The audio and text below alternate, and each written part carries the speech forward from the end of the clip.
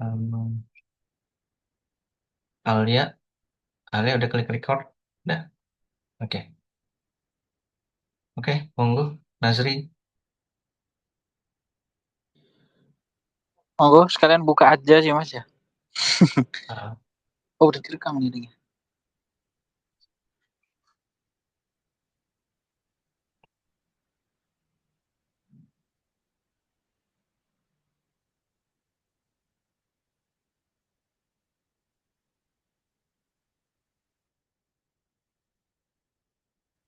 Tes, halo?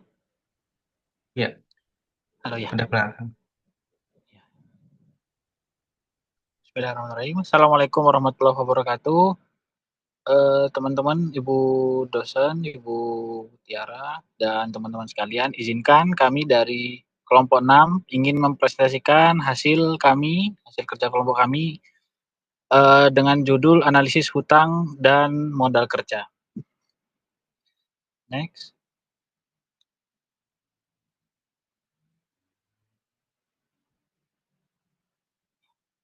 Analisis laporan keuangan, analisis hutang dan modal kerja eh, dari kelompok 6, saya sendiri terdiri dari Nazri Hatami, Bagia Raja Parulian, Valerino Ananta, Awal Ramadi, Alia Larsati, Andre Etovani, Devina Rizky Almira, Muhammad Rizal Wahyudi, Jodia Reksa Pradipta, Sondi Amar Argi Subagia, dan Nimade Sri Melandari. Pendahuluan, leverage merupakan strategi yang digunakan perusahaan dan investor untuk memaksimalkan potensi keuntungan.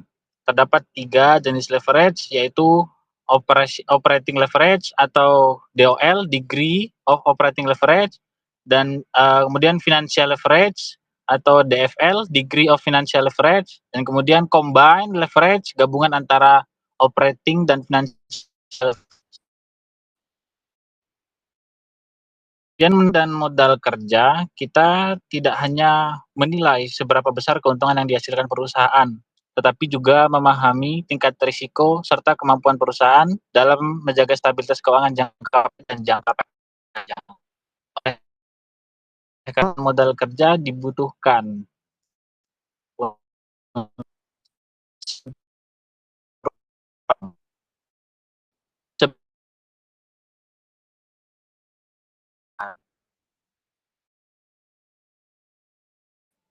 selanjutnya dilanjutkan oleh rekan saya. Baik, di sini saya izin melanjutkan presentasi. Yang pertama adalah degree of operating leverage. Nah, sebelumnya kita harus mengetahui dulu apa itu leverage operasi atau operating leverage. Di mana operating leverage ini merupakan penggunaan aktiva dengan biaya tetap dengan harapan bahwa revenue atau penerimaan yang dihasilkan oleh pengguna aktiva itu akan cukup untuk menutup biaya tetap dan biaya variabel. Seperti yang sudah kita ketahui, biaya tetap itu merupakan biaya yang apabila produksi berapapun itu tetap harus dikeluarkan. Seperti biaya sewa, lalu cicilan, sewa gedung, dan lain sebagainya. Sedangkan degree of operating leverage atau DOL ini merupakan suatu indikator yang dimaksudkan untuk mengukur persentase perubahan laba operasi karena adanya persentase perubahan penjualan. Dan DOL ini digunakan untuk menganalisis resiko operasional perusahaan, khususnya terkait struktur biaya. Dan perusahaan dengan biaya tetap yang tinggi akan memilih DOL yang tinggi, akan memiliki DOL yang tinggi, sehingga lebih sensitif terhadap fluktuasi penjualan. Untuk rumus DOL sendiri adalah persentase perubahan EBIT atau earnings before interest tax dibagi dengan persentase perubahan penjualan. Next. Nah, terdapat 4 komponen degree of operating leverage. Yang pertama adalah penjualan, di mana penjualan ini sangat berpengaruh langsung terhadap DOL karena menjadi dasar perubahan laba operasi. Nah, semakin besar perubahan penjualan, maka semakin besar pula perubahan terhadap EBIT-nya. Yang kedua adalah biaya tetap atau fixed cost. Fixed cost ini merupakan biaya yang tidak berubah meskipun jumlah produksi atau penjualannya berubah. Semakin tinggi proporsi biaya, semakin tinggi proporsi biaya tetap dibandingkan dengan biaya variabel, maka semakin tinggi juga DOL perusahaan. Kemudian yang ketiga adalah biaya variabel. Biaya variabel ini biaya yang berubah secara proporsional dengan volume produksi. Nah, biaya variabel rendah akan meningkatkan margin kontribusi yang pada akhirnya memperbesar efek leverage. Yang keempat yaitu laba operasi atau EBIT, di mana EBIT ini berpengaruh secara terbalik terhadap DOL. Semakin kecil EBIT, DOL akan semakin tinggi, yang menandakan laba operasi ini sangat sensitif terhadap perubahan penjualan. Sebaliknya, EBIT yang besar menunjukkan DOL lebih rendah dan risiko operasionalnya juga lebih rendah. Selanjutnya akan dilanjutkan oleh teman saya. Kemudian setelah mengetahui komponen-komponen dari DOL, yaitu penjualan, biaya tetap, biaya variabel, dan akhirnya mendapatkan laba operasi, di sini EBIT, kita akan masuk ke contoh perhitungan. Contoh perhitungan kita ini di data keuangan PT Maju Jaya Tbk, di mana kita akan fokus pada kenaikan penjualan dari 2023 ke 2024, juga kenaikan EBIT dari 2023 ke 2024. Dengan rumus yang sama seperti tadi, persentase perubahan EBIT per persentase perubahan penjualan, kita pertama-tama akan menghitung persentase perubahan EBIT-nya, di mana EBIT 2024 dikurang EBIT 2023, dibagi EBIT 2023, kita dapatkan 10%. Kemudian langkah kedua kita perhitungan persentase perubahan penjualannya, 13.000 di 2024 kurang 10.000 2023 dibagi 2023, kita dapatkan persentase penjualannya 30%. Nah, seperti rumus yang tadi, kita bandingkan 10% dibagi 30%. Kita dapat degree of operating leverage-nya itu di 0,333. Nah, apa arti dari angka DOL ini? Selanjutnya, nilai DOL yang dihasilkan oleh PT Maju Jaya Tbk sebesar 0,333 menunjukkan bahwa perusahaan harus meningkatkan penjualan sebesar sekitar Rp3 untuk mendapatkan peningkatan earning before interest dan tax-nya sebesar Rp1. Hal ini mengindikasikan bahwa sensitivitas laba operasi terhadap perubahan penjualan ini relatif lebih rendah, yang mencerminkan struktur biaya operasional yang lebih didominasi oleh biaya variabel. Biasanya ini ada di perusahaan dagang, karena setiap barang yang dijualnya pasti memiliki COGS masing-masing gitu. Implikasinya apa? Implikasinya risiko operasional perusahaan tergolong rendah dan kondisi operasional relatif stabil. Namun rendahnya DOL ini juga berarti bahwa potensi peningkatan laba akibat akibat pertumbuhan penjualan menjadi terbatas. DOL yang rendah ini menjadi karakteristik perusahaan yang sudah mapan maupun perusahaan yang bergerak di industri yang memiliki permintaan tidak stabil. Untuk yang selanjutnya dilanjutkan oleh teman saya. Baik, selanjutnya adalah manfaat, risiko, strategi atau mitigasi dari DOL ini. Manfaatnya apa aja? Yang pertama, untuk memaksimalkan laba saat penjualan naik. Dengan biaya tetap tinggi, setiap kenaikan penjualan setelah BEP atau break even point akan meningkatkan laba lebih cepat. Lalu yang kedua, efisiensi skala atau economies of scale. Produksi atau penjualan besar dapat membuat biaya tetap tersebar dan menurunkan biaya per unit. Lalu yang ketiga, perencanaan dan pengambilan keputusan, di mana ini akan membantu manajemen untuk memahami seberapa sensitif laba terhadap perubahan penjualan. Dan yang terakhir, keunggulan kompetitif, di mana investasi pada otomatisasi atau teknologi dapat menekan biaya variabel dan meningkatkan margin. Selanjutnya. Lalu risikonya apa aja? Yang pertama, laba sangat sensitif saat penjualan turun, di mana penurunan kecil atas penjualan dapat menyebabkan penurunan laba besar, bahkan bisa menyebabkan kerugian. Lalu yang kedua adalah beban biaya tetap tinggi, di mana sewa, gaji tetap, depresiasi tetap harus dibayar meskipun penjualan sedang lesu. Yang ketiga, terdapat risiko arus kas, di mana tekanan likuiditas dapat berpengaruh saat pendapatan tidak stabil. Dan yang terakhir, kurang fleksibel, di mana sulit untuk menyesuaikan biaya dengan cepat saat kondisi pasar berubah. Lalu, strategi atau mitigasi risiko apa yang bisa dilakukan atas DOL ini? Yang pertama adalah menyeimbangkan struktur biaya dengan mengkombinasikan biaya tetap dan variabel. Yang kedua, meningkatkan fleksibilitas biaya. Yang ketiga, perencanaan dan penjualan dan BEP yang realistis. Yang keempat, diversifikasi produk atau pasar. Yang kelima, manajemen kas yang kuat untuk menghadapi fluktuasi. Yang keenam, analisis sensitivitas dan skenario. Dan yang terakhir, investasi secara bertahap. Selanjutnya akan dilanjutkan oleh teman saya. Baik, mohon izin melanjutkan. Yang kedua adalah degree of financial leverage. Jadi setelah eh, DOL, perusahaan itu akan berusaha untuk meningkatkan keuntungannya lebih lagi dengan menggunakan pendanaan, yaitu bisa dari utang bank atau utang pinjaman antar PT dan sebagainya.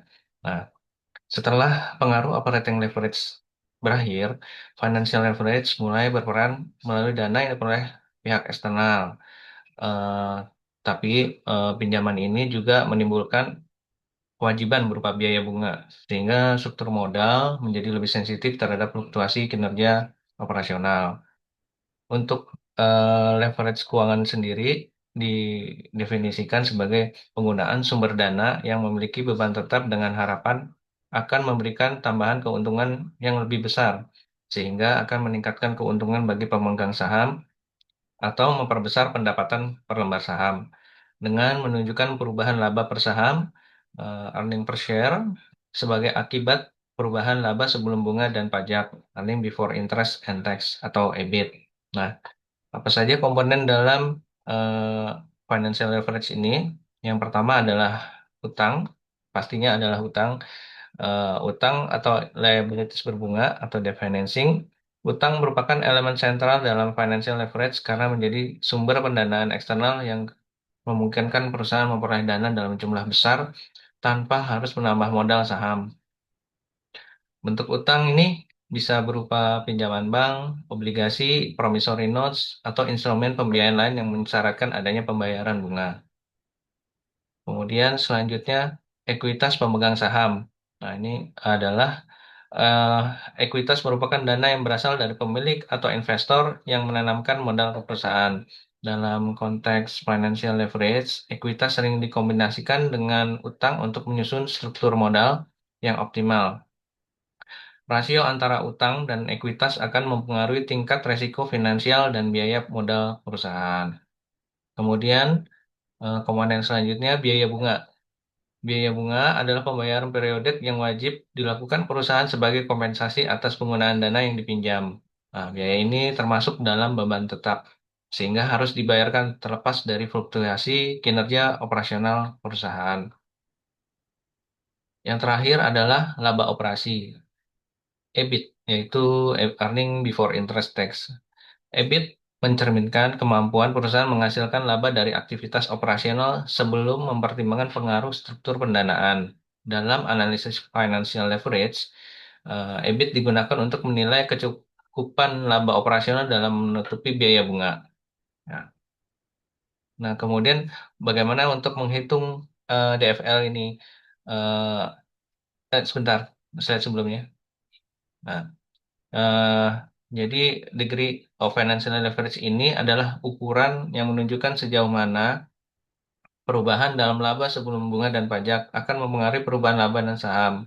Sehingga rumusnya eh, didefinisikan sebagai DFL sama dengan persentase perubahan EPS dibagi perubahan EBIT. Nah, sekian dari saya. Mau dilanjutkan ke slide berikutnya. Selanjutnya untuk contoh perhitungan dari degree of financial leverage, di sini masih dengan data keuangan PT Maju Jaya Tbk. Diketahui untuk tahun 2023 dan 2024, EBIT-nya untuk 2023 adalah 1.000, kemudian naik menjadi 1.100, beban bunganya dari 400, 2024 juga masih 400, kemudian EBT atau earning before tax-nya 2023 600, dan 2024 menjadi 700. Kemudian diketahui juga bahwa jumlah saham dan tarif pajaknya untuk 2023 dan 2024 adalah tetap. Nah, ini tinggal kita masukkan ke dalam rumus yang tadi sudah dijelaskan sebelumnya.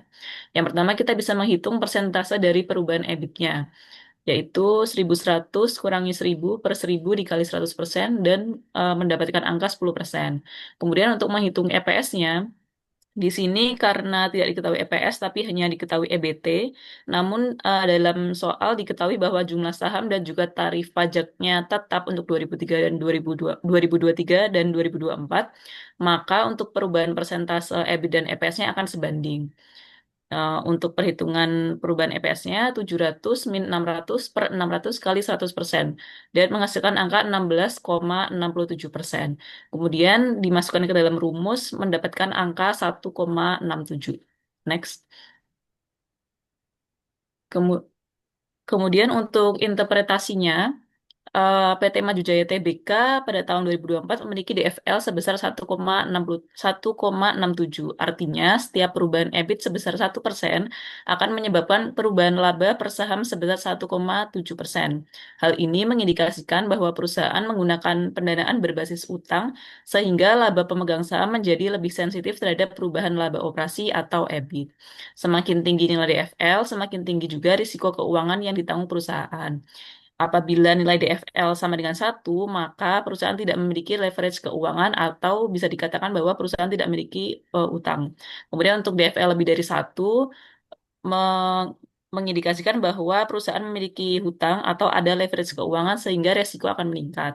Nah, di sini tadi untuk DFL sebesar 1,67 dapat dikatakan bahwa perubahan EBIT akan berdampak lebih besar terhadap EPS-nya. Atau bisa dikatakan apabila terdapat penurunan kinerja operasional kecil pada perusahaan, dampaknya ke pemegang saham akan jauh lebih besar daripada penurunan kinerja operasi tersebut. Next. Selanjutnya akan dijelaskan oleh rekan saya. Baik, selanjutnya adalah manfaat, risiko, dan strategi dari DFL. Yang pertama adalah manfaatnya dulu. Yang pertama, manfaat dari DFL adalah mengungkit EPS saat EBIT naik. Dari contoh perhitungan sebelumnya diketahui perubahan EBIT semula 10%, perubahan EPS 16,67%, dan nilai DFL-nya 1,67. 1,67 ini adalah contoh variable leverage, yaitu biaya bunga tetap membuat EPS bergerak lebih besar daripada EBIT saat kondisinya baik. Manfaat yang kedua, manfaat pajak atas bunga atau tax shield. Penggunaan utang memberi perisai pajak sehingga biaya modal efektif bisa lebih rendah dan nilai perusahaan dapat meningkat pada tingkat utang yang wajar. Yang ketiga, fleksibilitas pendanaan. Dengan pendanaan utang, perusahaan tidak perlu langsung menerbitkan saham untuk menghindari dilusi, terlebih bila manajemen yakin EBIT-nya mampu menutup bunga secara memadai. Setelah manfaat, ada resikonya juga. Yang pertama adalah volatilitas EPS-nya menjadi lebih besar daripada perubahan EBIT. Kedua, risiko pembiayaan financial distress. Dan ketiga adalah interaksi dengan leverage operasinya atau dengan DOL-nya. Untuk memitigasi risiko tersebut, kita dapat melakukan yang pertama adalah menetapkan koridor DFL tidak berlebihan dan menjaga coverage tetap sehat. Kedua, melakukan analisa EBIT EPS indifference yang dapat menentukan kombinasi pendanaan yang memaksimalkan EPS pada rentang EBIT realistis. Yang ketiga, melakukan pendekatan trade-off pada struktur modal. Yang keempat, melakukan sinkronisasi dengan DOL. Dan yang kelima, membangun liquidity buffers dan melakukan stress testing agar manajemen dapat melihat seberapa cepat EPS dan coverage memburuk dan dapat menyiapkan kas cadangan atau fasilitas kredit siaga untuk menahan shock. Selanjutnya akan dijelaskan oleh rekan saya. Terima kasih.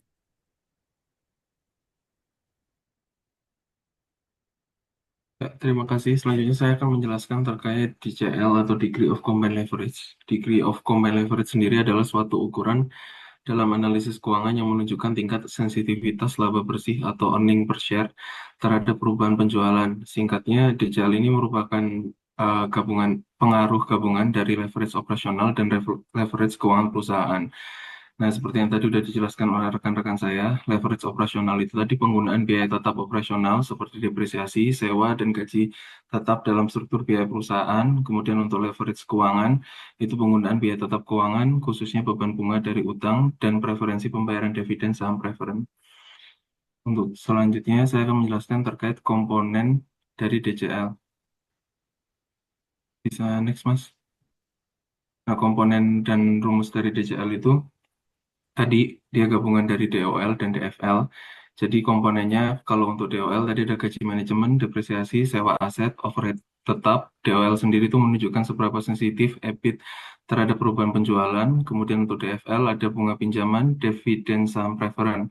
DFL menunjukkan seberapa sensitif earning per share atau laba bersih terhadap perubahan EBIT. Sehingga rumus DCL adalah DOL dikali dengan DFL. DOL sendiri tadi rumusnya persentase perubahan EBIT dibagi persentase perubahan penjualan.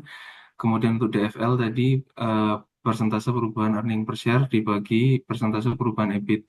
Sehingga rumus akhir dari DCL adalah persentase perubahan earning per share dibagi persentase perubahan penjualan.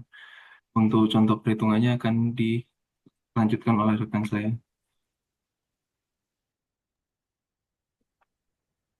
Selanjutnya, kita akan membahas contoh perhitungan DCL menggunakan data yang sama seperti sebelumnya, yaitu data keuangan PT Maju Jaya Tbk. Seperti yang sudah dijelaskan, rumus menghitung DCL adalah membagi persentase perubahan IPS dengan persentase perubahan penjualan.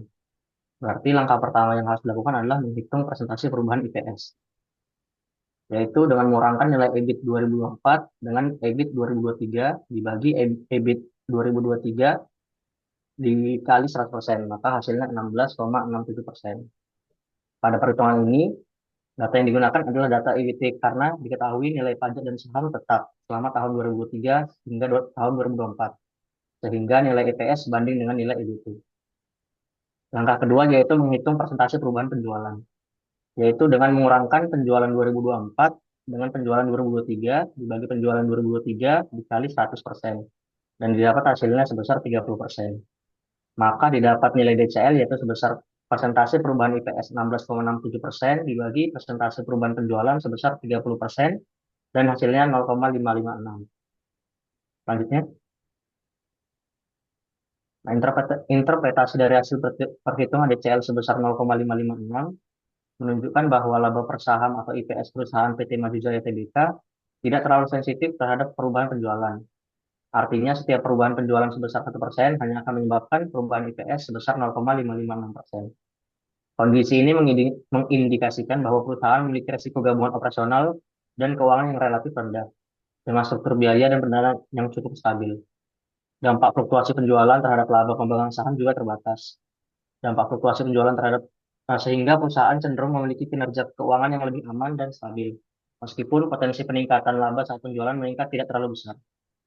Kesimpulannya, interpretasi ini menggambarkan perusahaan PT Maju Jaya Tbk memiliki stabilitas keuangan yang baik namun dengan potensi pertumbuhan yang moderat. Selanjutnya akan dibahas oleh teman saya. Manfaat degree of combined leverage atau DLC yaitu yang pertama, menilai sensitivitas EPS akibat perubahan penjualan. Yang kedua, membantu manajemen dalam perencanaan laba atau profit planning. Yang ketiga, mengevaluasi dampak struktur biaya tetap dan struktur pendanaan. Yang keempat, menjadi dasar pengambilan keputusan operasional dan pendanaan. Yang kelima, memberi gambaran tingkat keuntungan dan risiko bagi investor. Risiko degree of combined leverage adalah yang pertama itu risiko total perusahaan meningkat jika DLC tinggi. Penurunan kecil penjualan dapat menyebabkan penurunan EPS yang besar. Yang ketiga itu beban biaya operasional dan bunga tetap harus dibayar. Potensi kerugian besar saat kondisi pasar melemah. Yang kelima, ketidakstabilan laba bagi pemegang saham. Selanjutnya, strategi atau mitigasi degree of combined leverage. Strategi mitigasi DLC dilakukan